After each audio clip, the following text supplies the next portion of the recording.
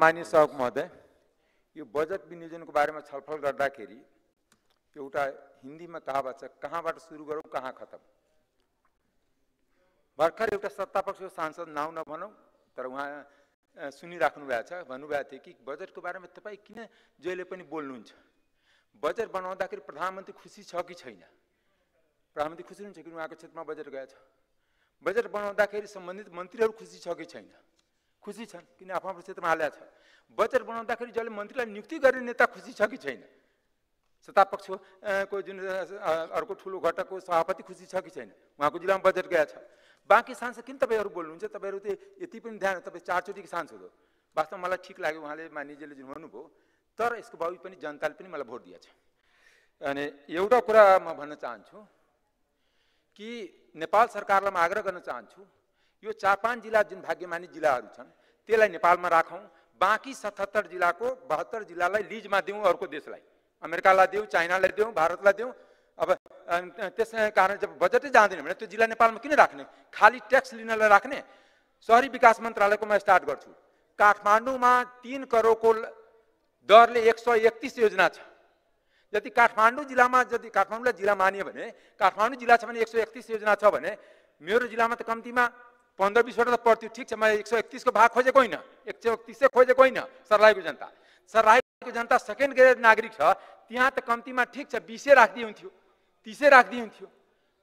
यो बजेटलाई निजी सम्पत्ति ठानेर जुन हुन्छ, डलधुरामा सुदूरपश्चिममा एउटा गेटा मेडिकल कलेज पनि भने सबै हामी ताली बजाए। डलधुरामा मेडिकल कलेज खोल्ने तर मध्य प्रदेशमा एउटा पनि मेडिकल कलेज नखोल्ने। यो जुन प्रक्रियाको जुन छ, अनि त्यसकारण मैले बजेटको विनियोजन हुँदाखेरि वक्ता माननीय सदस्य एकछिन रहनुहोस्। माननीय सदस्य महेश भर्तौला के भन्न खोज्नु भएको छ? मैले नियम 26 बमोजिम उभिएँ। मेरो नियमापत्ति नियम 20, 21, 23। सम्मानित सभामुख महोदय, छलफलमा सहभागी हुनुभएको माननीय सदस्यले असाध्यै आपत्तिजनक विषय यो संसदमा राख्नुभयो। विनियोजन शीर्षकमा छलफलमा उहाँ भाग लिनु भएको छ। देशलाई काहीँ कतै अर्को देशमा, अमेरिका लगायत देशमा गाभिदिउँ भनेर संसदको रोस्टमबाट यस्तो आपत्तिजनक, यो त देश गाभिदिने भएन हैन, लिजमा दिउँ भनेको छु। जब तपाईँ त्यहाँ बजेट राख्नु त तपाईँ किन त्यो देशमा अभिव्यक्ति राष्ट्रघाती अभिव्यक्ति हो, यो देशद्रोही अभिव्यक्ति हो। यसको गम्भीरताका साथ प्रधानमन्त्रीले मन्त्रीलाई आफ्नो जिल्लामा राख्छ भने यो कारबाहीको विषय हो। सर्लाहीमा बजेट किन माननीय सदस्य नियमावलीको मात्र विषय होइन, यो कारबाहीको विषय हो। मैले समय दिएको छैन। मैले माननीय सदस्यलाई सम्मान्य सभामुख महोदय, म फेरि पनि आग्रह गर्न चाहन्छु, यो रेकर्डबाट हटाउने मात्रै कुरा होइन, यो मुलुकको स्वाभिमानको विरुद्धमा, सार्वभौमिकताको विरुद्धमा, राष्ट्रिय अखण्डताको विरुद्धमा एउटा सांसदले यो संसदको रोस्टरबाट उभिएर यस्तो अभिव्यक्ति दिने कुरालाई कारबाहीको विषय बनाइनुपर्छ। उहाँलाई थप बोल्ने दिने कुरामा पनि संसदबाट सचेत गराइनुपर्छ, कारबाहीको विषय बनाइनुपर्छ, यो माग गर्न चाहन्छु। उहाँको अभिव्यक्ति विगतमा पनि राम्रो छैन। समानुपातिक सांसदहरूलाई गाली गलौज गर्ने गरिरहनु भएको छ, कारबाहीको विषय बनाइयोस् अविलम्ब। सामान्य सभामुख महोदय, उहाँलाई यसभन्दा अगाडि बढ्न दिनु हुँदैन। उहाँको अभिव्यक्ति बेठिक छ। राष्ट्रघाती अभिव्यक्तिलाई हामी सुनेर बस्न सक्दैनौँ। सामान्य सभामुख महोदय, कारबाहीको विषय बनाइयोस्, रुलिङ होस्, उहाँको विषय हटाइयोस्, कारबाहीको विषय बनाइयोस्। धन्यवाद।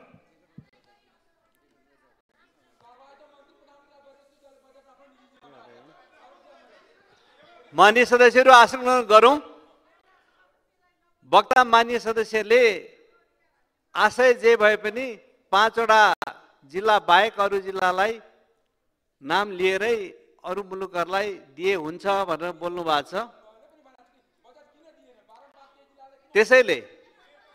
त्यसैले माननीय सदस्यहरू, त्यसैले उहाँले अरू मुलुकको नाम लिएर नेपालको भूमि दिए हुन्छ भनेर बोलेको कुरालाई संसदमा यो असंसदीय भाषा प्रयोग भयो, राष्ट्रमाथि प्रश्न खडा हुने खालको भाषा प्रयोग भयो भन्ने कुरा ध्यानमा राखिकन यसलाई रेकर्डबाट हटाउने मैले निर्देशन गर्दछु।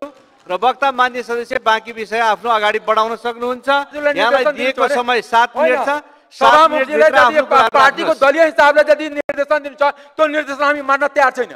किनभने सभामुखले निर्देशन दिनु परेको सबै जिल्लामा बजेट किन गएन? त्यो निर्देशन दिन आउँदैन सभामुखलाई। सभामुखलाई एमाले जे भने त्यही निर्देशन छ भने सभामुख संसदको एमालेको होइन।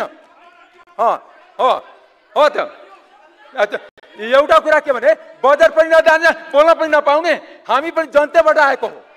अनि राजपाललाई पहिले जस्तै होइन बजेट किन गएन त्यो मलाई कारण देखाउनु पर्ने।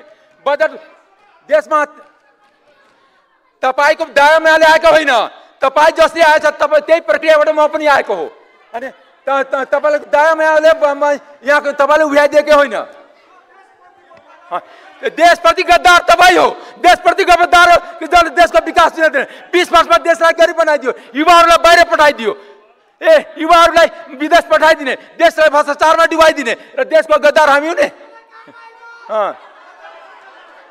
एउटा कुरा के भने यो गरेर हुँदैन। यो सत्तापछि जे बजेट लाग्यो भने त्यसलाई हामी मान्दैन। जनताप्रति न्याय हुनुपर्छ, देशको सम्पूर्ण विकास हुनुपर्छ। 4-5 जिल्लामा सबै बजेट थुपार्ने र बोल्न पनि नपाउने। वक्ता मान्य सदस्य, हजुर यहाँलाई म सचेत गराउँछु कि निर्धारित विषयमा अघि भएको रुलिङलाई समेत ध्यानमा राख्दै आफ्नो अभिव्यक्ति दिन सक्नुहुन्छ। यहाँहरू सचेत भएर अगाडि बढ्नुहोस्। सभामुखजी स्वतन्त्र सांसद साँडेर जहिले पनि मलाई रुलिङ मात्र गर्ने होइन, सबैलाई रुलिङ गर्नुपर्छ। सबै संसद बराबर हो, यहाँ कोही ठुलो होइन कोही सानो होइन। किनकि बारम्बार देख्छु कि हामीलाई मात्रै रुलिङ गर्ने, स्वतन्त्र सांसदलाई मात्र रुलिङ गर्ने कि एउटा राष्ट्रपाललाई दुख दिइराख्ने यहाँ। किनकि सानो दल छ, एउटा स्वतन्त्र सांसद चाहिँ त्यसलाई बोल्न नदिने, त्यसलाई रुलिङ दिने र सरकारको बजेट आफू जम्मै कुम्लाउने, त्यसलाई ताली बजाउने। त्यस कारणले यो अन्याय हामी सहँदैन। हामी नयाँ सांसद होइन, अन्याय सहनको लागि जनताले हामीलाई भेजा छैन, अन्याय विरुद्ध लड्नको लागि भेजा छ। चाहे त्यो आर्थिक असमानता होस्, चाहे जातीय असमानता होस्, चाहे लैङ्गिक असमानता होस्, त्यसको लागि बोल्न यहाँ आएको छु। होइन हामी त गुच्चा खेल्न आएको हो। एउटा कुरा के भने मान्य सदस्य, तपाईँ निर्धारित विषयमा बोल्नुहुन्न भने तपाईँ डाइस छाडेर तल जानुहोस्। निर्धारित विषय नबोलेपछि तपाईँ डाइस छाडेर तल जानुहोस्। यहाँ निर्धारित विषयमा बोल्नुपर्छ, नियमसँग बोल्नुपर्छ। तपाईँ तल जान सक्नुहुन्छ। ठिक छ, तपाईँले मलाई बोल्न दिनु, म यहीँ रहन्छु। 7 मिनट मेरो टाइम छ, म यहीँ रहन्छु। किनकि हाम्रो अधिकार संसदमा विनियोजन विधेयकमा हामी राखेका थियौँ, त्यतिकै न्याय भएको छ। 5 मिनट खर्च कटौती बेला पाउने, 3 मिनट सम्मानित सांसद पाउने, 8 मिनटलाई 7 मिनट गरिदियो, त्यो पनि हामी चुपचाप सही राख्नुपर्ने। कार्य व्यवस्थामा नराख्ने, त्यो पनि सही राख्नुपर्ने। सुनवाई समितिमा नराख्ने, त्यो पनि सही। सबै जाति सहनको लागि हामी जन्म्या होइन। एउटा कुरा के हो, हामी हिजोको दिनमा पनि अन्याय अत्याचार भएको थियो, राजाको त्यसको पनि लागि लडेर आएको हो। कसैले हामीलाई टीका लगाएर आइदिएको होइन। त्यसै कारणले जनताको कुरा, जनताको आवाज यहाँ बोल्छु, त्यति क्लियर हो।